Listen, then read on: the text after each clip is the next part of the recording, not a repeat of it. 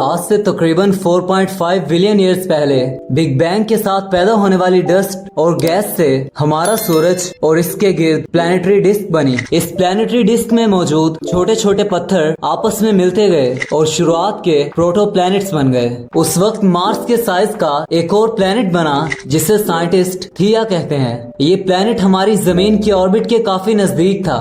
हमारी जमीन और उस प्लैनेट की ग्रेविटेशनल फोर्स की वजह से ये प्लैनेट थिया हमारी जमीन से टकरा गया। इन दोनों प्लैनेट्स के आपस में टकराने का नतीजा ये था कि इन दोनों प्लैनेट्स का बड़ा हिस्सा बुखारात की शक्ल में तब्दील हो गया। इस कोलिजन के बाद हमारी जमीन और प्लैनेट थिया का मलबा बड़ी तादाद में हमारी जमीन के गिर्द घूमने लगा। ये मलबा ज्यादातर सिलिकेट पर मुश्तमिल था जिसमें थिया और अर्थ के मेंटल से मेटेलिक कंपोनेंट्स शामिल थे। ये सारा मलबा हमारी जमीन के गिर्द एक डिस्क की शक्ल में घूमने लगा। जमीन और प्लैनेट थिया के दरमियान होने वाली ये कोलिजन इतनी ज्यादा शदीद थी कि इस टकराव से जितना मलबा पैदा हुआ था वो सारा पिघली हुई हालत में मौजूद था। साइंटिस्ट के मुताबिक जमीन और थिया के दरमियान होने वाले इस टकराव ने जमीन की गर्दिश में नुमाया तब्दीली की। इस टकराव के बाद जमीन की सतह बड़े पैमाने पर तब्दील हुई और जमीन पर पिघले हुए लावे के समुंदर पैदा हुए। इस टकराव के बाद जमीन को डस्ट ने अपनी लपेट में ले लिया। इस डस्ट की वजह से लंबे अरसे तक सूरज की रोशनी जमीन तक न पहुंच सकी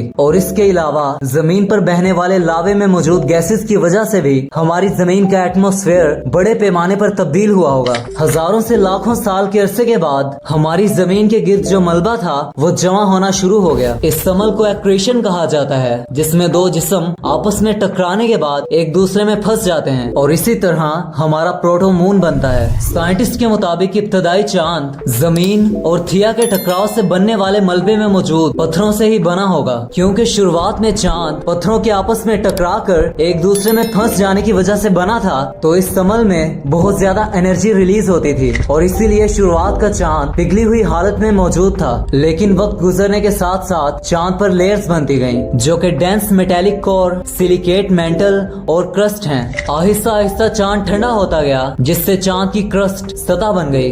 इसके बाद जमीन और चांद के दरमियान ग्रेविटेशनल इंटरेक्शन हुई जिसके नतीजे में आखिरकार टाइडल लॉकिंग हुई और इसी वजह से चांद का हमेशा एक ही रुख हमारी जमीन की तरफ होता है। आपको जानकर ये बहुत हैरानी होगी कि चांद का हमारी जमीन के झुकाव पर बहुत गहरा असर है। अगर चांद ना हो तो हमारी जमीन का झुकाव बहुत ज्यादा तब्दील हो सकता है जिसकी वजह से आबो हवा में शदीद तब्दीलियां आएंगी। चांद की वजह से हमारी जमीन पर मौजूद समुद्रों में ऊंची ऊंची लहरें पैदा होती हैं और हमारे समुद्र में रहने वाले ज्यादातर जानवर समुद्र में पैदा होने वाली लहरों की वजह से ही अपनी जिंदगी आसानी से गुजारते हैं। अगर चांद न रहे तो शायद समुद्र में रहने वाले ये जानवर सरवाइव ना कर सकें। इसके अलावा चांद की कशिश हमारी जमीन के झुकाव को स्टेबलाइज करती है। अगर कभी चांद न रहे तो हमारी जमीन का झुकाव चेंज हो जाएगा और प्लैनेट जुपिटर की ग्रेविटी हमारी अर्थ को इन्फ्लुएंस करने लगेगी। इसी इन्फ्लुएंस की वजह से हमारी जमीन पर बहुत तेज क्लाइमेट चेंज आएंगे। जुपिटर की ग्रेविटी और हमारी जमीन के झुकाव में तब्दीली की वजह से हमारी जमीन के मौसम पर शदीद असरात पैदा होंगे।